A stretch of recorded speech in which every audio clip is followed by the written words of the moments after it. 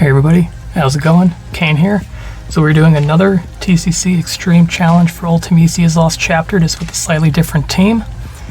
So this time we're going to be using a team without counters or evade. A lot of people use counters or evade, so I wanted to have a run of just doing something different, since the counter and evade method definitely is an easier method, but I just want to do something that is a little more difficult. So I decided to go ahead and run with Aphmau, Keiss, and Zack. So Zack, obviously everybody knows he is there to be the tank of the group. Aphmau is going to be there for Brave Battery, heals, and then her other buffs that she has, the debuff immunity, Brave damage reduction, all stuff that's going to help Zack. Keiss is there as a Brave shaver. Because for those of you who don't know exactly how Keiss works, is when he's in process of a launch, so not when he's the one who initiates, but when he's in a launch, most people HP plus attack, because as you know, he batteries, everybody else does a bunch of damage. Well, his Brave plus version during launch actually reduces the enemy's Brave down to 0, no matter what it is. It's 100% gravity, brings them down to 0. So in this case, when we get to wave 2, when the bosses do their aqua move and their defense gets really high, so it's difficult to break them, and they'll get like 30,000 Brave. If you set it up correctly to where you can do 2 chases in a row before they get to go, you can break both of them. That way, instead of doing their nasty Demon Splash HP attack, they will do their regular break move that normally would stone the character for 2 turns, but that's why we have Aphmau. So that was the general idea behind this team. I'm sure you could probably substitute Zack with Snow or any other tank. I mean, you can even run it without an actual dedicated tank. Like, you could run it, I've seen people use Freya because of Last Stand. So essentially you just want somebody who has Last Stand capability. Now, if you're not running a tank, or if you're not running Freya, who can last stand everybody, then you need to make sure that whoever you're running, like if you just have a character who has last stand, for instance, but isn't a tank, like Y'shtola or Garnet, you want to make sure that they have the highest hit points on the team, because the bosses in wave 2 are going to go after whoever has the highest HP. Now, I wouldn't really suggest trying to run it without a tank, but I mean, it definitely can be done, because people have done it. It's just a little more difficult, because it's very difficult to get wave 2 spaced out. But for wave 1, this wave takes a little longer with this particular team, because when they buff themselves, they resist physical pretty good. And Keiss and Zack both being physical. So mainly I'm using Aphmau's magic damage to take care of them. I'm trying not to use too many of Aphmau's skills. I'm pretty much popping her EX, using her 2 free skills, and then doing the regular HP plus version instead of using a skill to bring back her EX rotation, because I want to have as many skills as possible for wave 2. So at that point, you can just spam her skills and do her EX rotation, because her rotation is very simple. You pop the EX, both of her skills, her Brave and her HP, turn into different skills. One of them batteries you and heals. They each grant 2 buffs. They both grant the same buff, but then also their own unique buff. So if you want all 3 of the buffs, you have to do both the Brave and the HP version. But it depends on what you need. If you need a heal, then sometimes you have to do 2 Braves in a row, or if you really need to shave them because they have high Brave and they resist physical, then you can do 2 HPs in a row. So pretty much with Aphmau, her rotations, you pop her EX, you use her 2 free skills after, the 2 free turns I mean, and then you pop a skill and her EX should be ready on the next turn. That's her usual rotation. So I'm going to try and not use too many skills. I'm not really super worried about getting through this wave extremely fast, because once we start using Keiss in wave 2 and do some launches, we're going to make up the damage. Now, this one, the only thing you have to be careful about is because of their sap, they have a nasty habit, at least it seems as I was trying to record this, of coming out of break status and then sapping. They have 10,000 hit points, or 10,000 brave. They do an HP attack, and then now Zack does not have full health, and you don't have Soldier Grit when you go into the final wave. I think that probably happened 2 or 3 times when at the very end they did an HP attack and I did not have enough time to heal up, so I had to restart because I'm not going to go into the final wave without Soldier Grit. So I'm focusing on one because they don't rage, so you might as well focus on one. That way you only have to worry about the one. When you take care of the one, you only have the second one to worry about. So, I mean, there's really no benefit of killing them both equally. Figured if there's one, then I only have to worry about breaking one, keeping one brave low, one sapping you.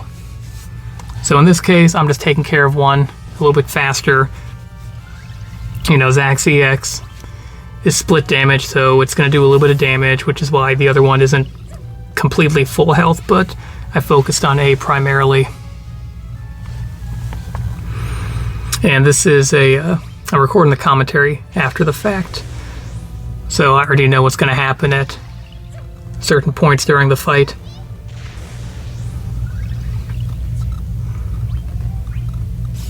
I really like Aphmau though. I had no intention of pulling her. Both her and Alphinaud I originally had no intentions of pulling, and I pulled on them from the suggestion of a few other people, and I do not regret it one bit. They both are fantastic units. You know, there's been a few units that I didn't pull on that I regretted later. I mean, Yuri, I still got all the content done and everything, but there's certain units who I know would have helped in certain areas. Yuri was one I didn't pull on. I know he's very good. Kefka I didn't pull on, but I do plan on pulling for him when his LD comes out, so I will get him.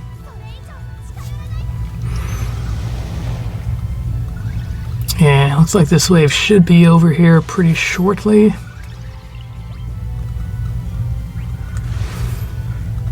Yeah, trying to do this without evade is definitely more challenging because you have to time everything right.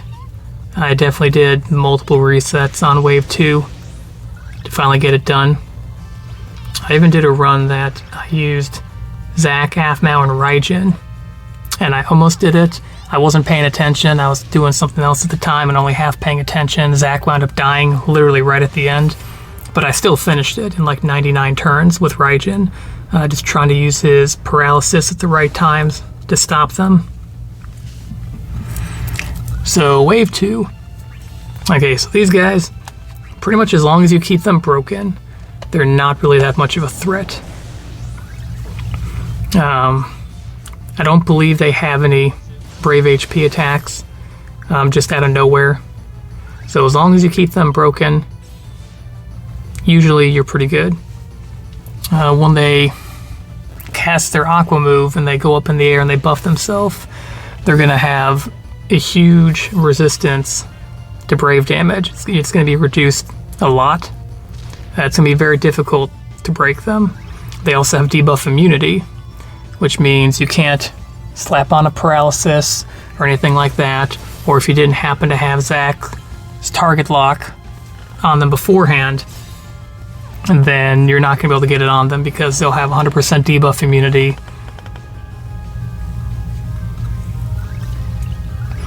So then the idea with this, generally, is to try and keep a decent spacing. It seems like no matter what, you can never get a good spacing between them.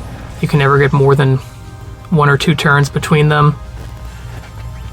So the idea is that you want to try and separate them enough to where if you're not able to break them both, you can at least break one of them, hopefully.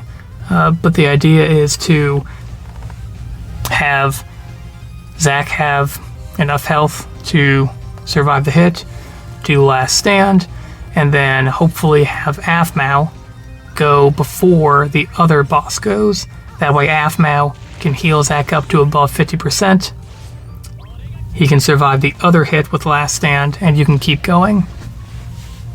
Now the problem with these guys is, so when they do Demon Splash, they automatically remove all of your buffs. So yeah, Zack will survive with Last Stand, but he's not going to have his shield.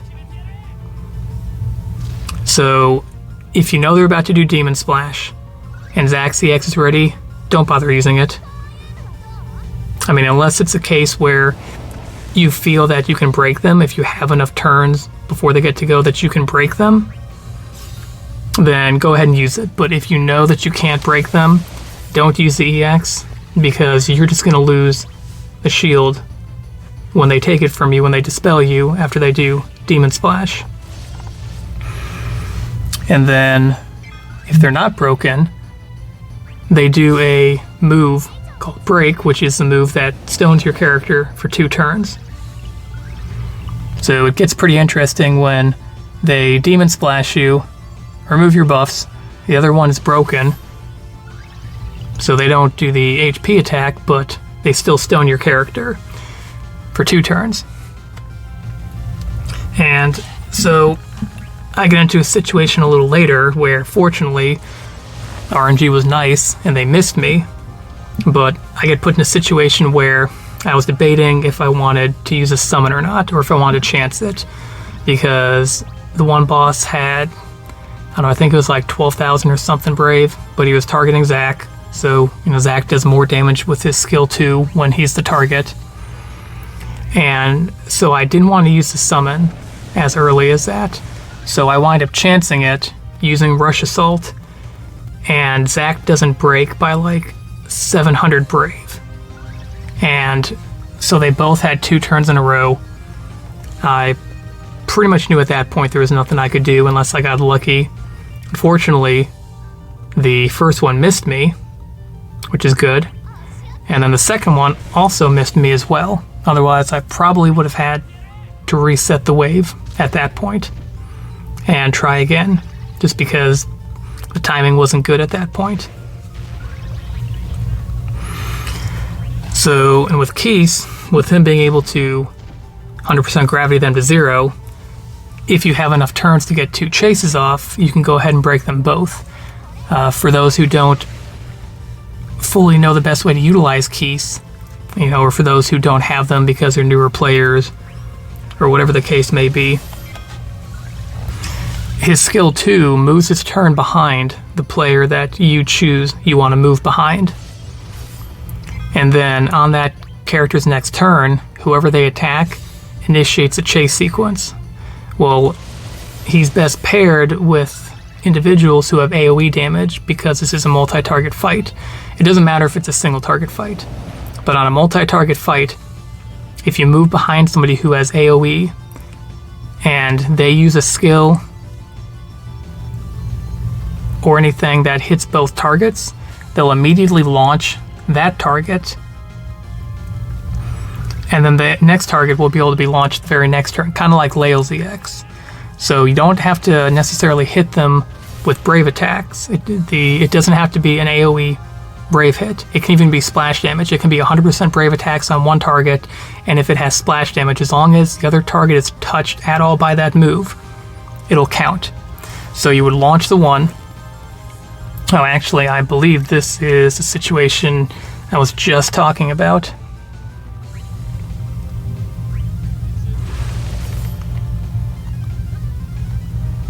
Yeah, so this is the situation. I was debating what to do.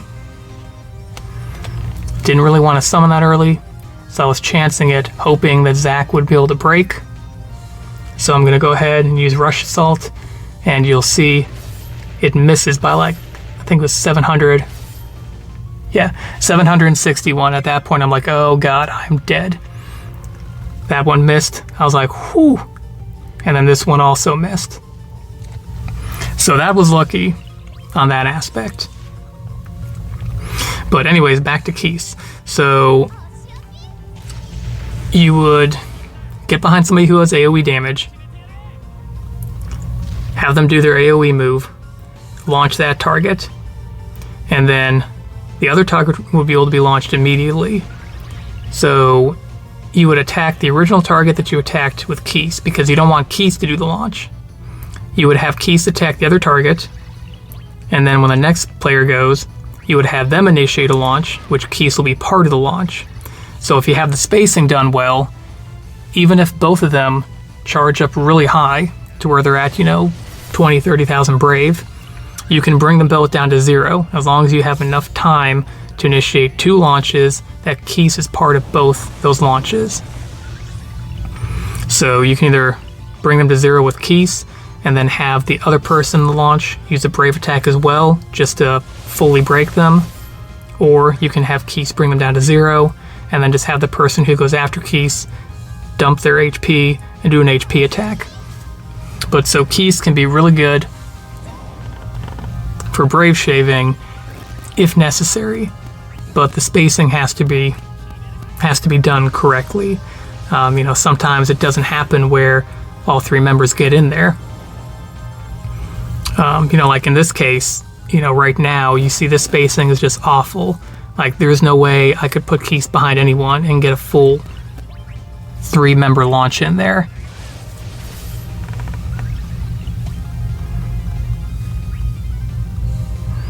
I don't believe I had any close calls other than that one after this. I think I pretty much had it down. I could be wrong. I guess we'll see as the video goes along. But I'm pretty sure everything else went relatively smoothly. I'm doing the same thing with wave 1 and this. I'm trying to focus a little more on one. I mean, they're both taking damage, but I'm trying to focus just a little more on one of them. Because if you kill one faster, then you only have to worry about controlling one. And obviously, it's a lot easier to initiate a good chase if there's only one boss on there instead of 2. So just took Demon Splash, all his buffs were removed. That's why I didn't use the EX until after. So now Zack's got his shield back up. I still have the summon, so still in good shape. The summon you want to save for when you absolutely have to use it, because that's your opportunity to shave them down if you get in a situation like the situation I was in earlier, where I got lucky and they both missed. That would have been an ideal time to summon.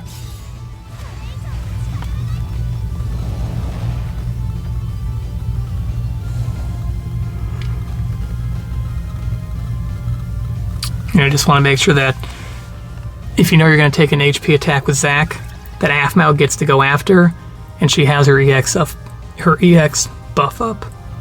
Because she can heal him with her 2 free turns. She can heal Zack up above 50% enough, so he'll be safe. So if you know an HP attack is coming, you just want to make sure that Aphmau's ready to heal him up.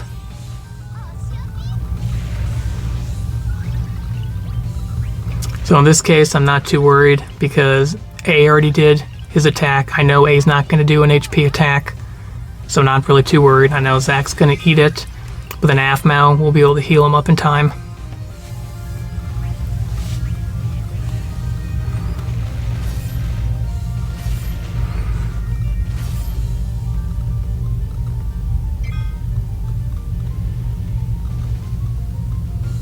There's another miss. Even though I still would have been fine, I would have survived that just fine, but hey, I'll take all the misses that the game will give me.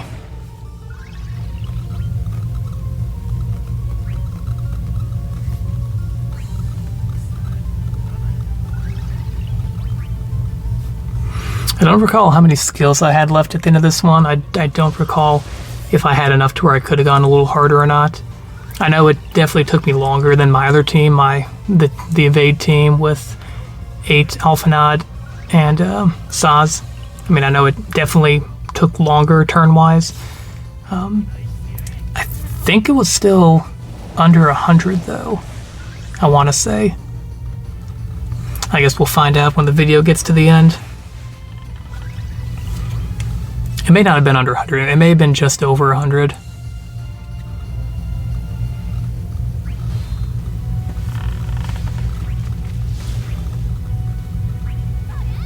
Yeah, so I wasn't in any immediate danger there. I believe I summoned because I didn't want to run the risk of A buffing again. So I just wanted to go ahead and get him done and over with and killed. So I believe that's why I summoned at this point, even though I was in no immediate danger, to just kill A off. That way, you know, if B buffs, as long as Zack has over half health, he's got last stand, he'll survive, and then you don't have to worry about a second follow-up hit from a second boss if there is no second boss.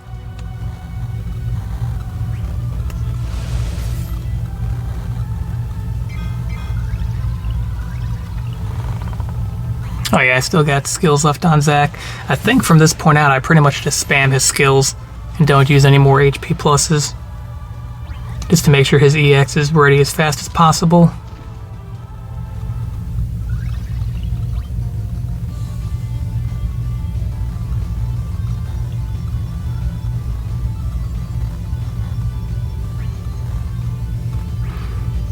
I believe this is going to be the last launch that Keiss has.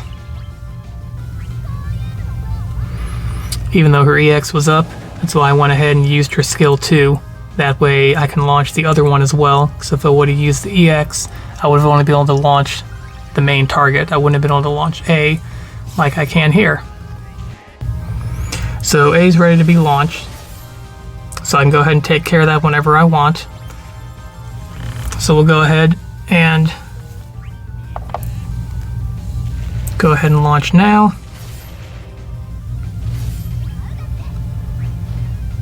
Now I just braved attack with her because I knew he was already going to be dead. There's no point in wasting her HP damage during the launch, you know, when I can dump it on the very next turn.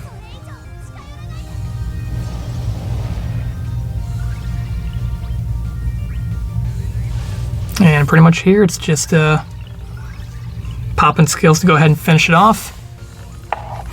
So yeah, this one was fun. Definitely nowhere near as challenging as the last one. And by the last one, I mean the last TCC, not the last video I recorded, because that one was easier than this one because I used 8. But definitely a lot of fun. If you guys don't do the TCC challenge, go ahead and try. It's a lot of fun. I mean, it gives us something else to do when there's no new content. And, you know, it gets you to use units, and units that you may not use all the time, or, you know, really think which units are best for a particular stage. So thanks for watching. Check us out on Facebook and Twitter, and see you next time.